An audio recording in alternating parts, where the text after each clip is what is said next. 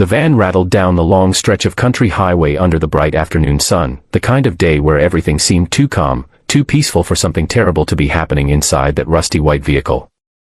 But behind the dust-covered rear window, a small trembling hand slowly lifted a crumpled piece of paper toward the glass.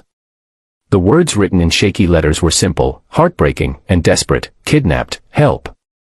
8-year-old Marina Hale held the sign with the last bit of strength she had left, praying that someone, anyone, would notice. Her heart pounded as sunlight cut across the empty road, and for a moment, she thought her message would disappear into the stillness. But just then, parked off to the side of the road near their motorcycles, a group of bikers began looking up, squinting toward the van that had slowed as it passed them. If you believe in kindness, in bravery, and in second chances, don't forget to like, comment, share, and subscribe to the channel Kindness Corner. It truly helps us bring more meaningful stories to you. As the van continued forward, Marina saw the sudden shift in the bikers' expressions. Among them was Grant Maddox, the respected leader of the Ridgehorn Riders Motorcycle Club. He stood with his powerful frame marked by age, scars, and the kind of wisdom earned through a difficult life. His salt and pepper beard caught the bright daylight as he stared at the rear of the van, trying to make sense of what he had just seen.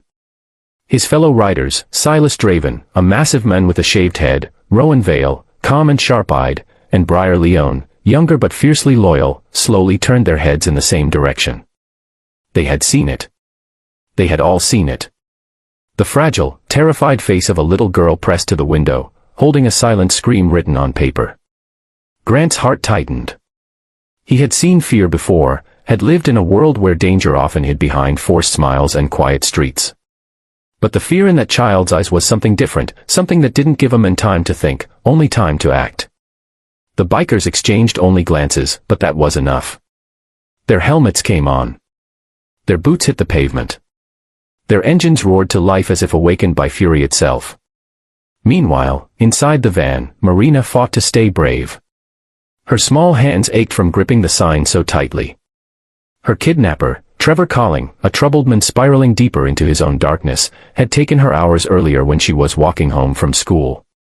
The van smelled of gasoline and old burlap, and every bump in the road sent fear crawling deeper into her chest.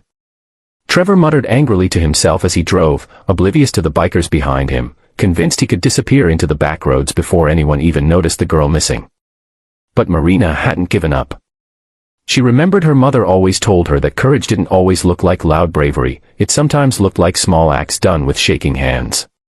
So she wrote her desperate message on a torn flyer she found under the seat, using an old marker she found in the door pocket. She pressed it to the rear window just as the van passed those bikers, not realizing they would become the answer to her silent plea. Within seconds, the bikers had taken formation. The midday sun glinted off the chrome of their motorcycles as they sped after the van. Grant rode in the lead, shoulders tense, mind focused. He didn't know who the girl was. He didn't know where she came from.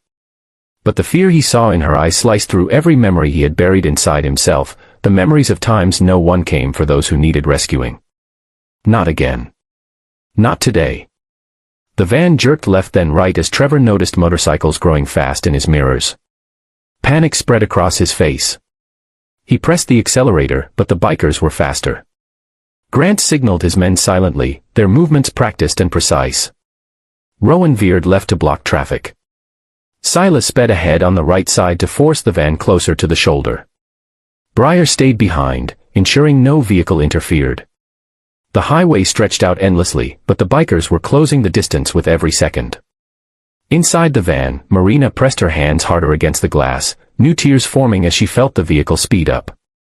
She didn't know who these bikers were, whether they were safe or dangerous, but she saw them chasing, refusing to fall back. Something inside her whispered that hope was finally on her side. Grant pulled up close enough to see the van's back window clearly. When he saw Marina again, her scared face, her trembling hands, her teary eyes, it ignited something powerful in him. The world suddenly felt sharper, more urgent. The sun above, the wind, the road beneath his wheels, all of it narrowed into a single purpose: save the child. He motioned Silas. The massive biker accelerated, forcing the van closer to the side of the road. Trevor shouted in frustration, trying to control the vehicle, but his panic made him sloppy. Grant seized the moment. He revved hard, coming alongside the driver's window just long enough for Trevor to see the fury in his eyes. A warning without words. A promise that this was over. The van swerved again and finally skidded to a messy halt on the gravel shoulder. Dust clouded the air as the bikers braked hard, surrounding the vehicle from all sides. Grant jumped off his motorcycle before it fully stopped, his boots hitting the gravel as he moved toward the back door. Trevor scrambled out, attempting to run, but Silas caught him in seconds, pinning him to the ground with a resolute force. Grant reached the back door just as Marina stepped away from the window, her hands trembling, her breath shaking. When he opened the door, sunlight poured inside, bright and warm, in contrast to the dark fear she had lived in for hours. She hesitated for only a second before running straight into Grant's arms. Her sobs were quiet, exhausted, but filled with immense relief. Grant held her gently, careful with every movement, as if she were made of something fragile and precious. As Marina's tears soaked into his vest, Grant looked over the open highway and felt something shift inside him. He had lived years believing the world was filled with too much darkness to fight, but holding this frightened child proved otherwise.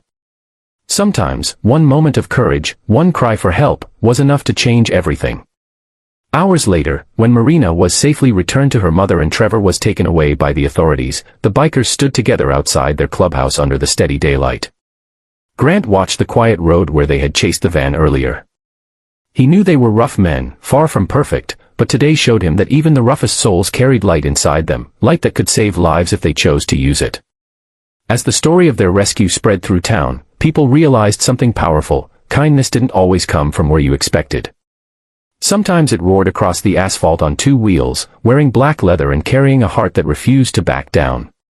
If this story touched your heart, please like, share, and subscribe to Kindness Corner to support more emotional and meaningful stories. Before you